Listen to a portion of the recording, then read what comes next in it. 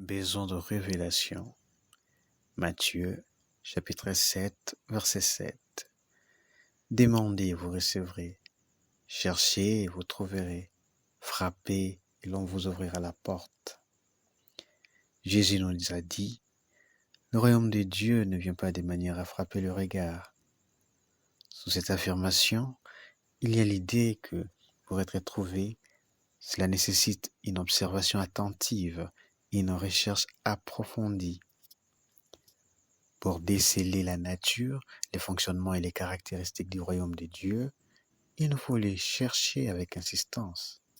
Si Dieu se laisse trouver par ceux qui ont besoin de salut, l'héritage de notre statut d'enfant de Dieu ne se trouve qu'en cherchant, en frappant à certaines portes et en demandant avec insistance. Malheureusement, nous nous sommes trop souvent laissés conditionner par les siècles présents et sa mentalité du tout cuit. Très peu d'enfants de Dieu ont encore la notion de révélation parce que celle-ci demande de la détermination et une recherche persévérante. Nous sommes trop habitués à la facilité, ce qui nous laisse pauvres dans la connaissance de la révélation qui émane du Saint-Esprit. Un peu plus en amont de notre texte, Jésus nous dit « Cherchez premièrement ». Pierre nous explique que les prophètes de l'Ancien Testament avaient une révélation de la grâce et du salut de Dieu parce qu'ils ont fait des recherches et des investigations à ce sujet. Salomon disait aussi, la gloire de Dieu, c'est de cacher les choses. La gloire du roi, c'est de sonder les choses. Ajoutant, moi, je m'appliquerai de tout cœur à connaître, à explorer. Salomon est une icône de la sagesse, de la connaissance et de l'explication des énigmes.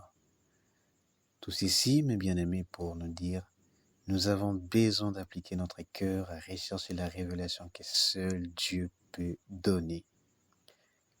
Dans ces temps troubles où toutes sortes de doctrines circulent, nous avons un besoin vital de connaître la vérité en ce qui concerne le royaume. Cette révélation ne viendra pas par les autres, même s'ils peuvent y contribuer, mais elle viendra dans cette recherche assoiffée de la face de Dieu.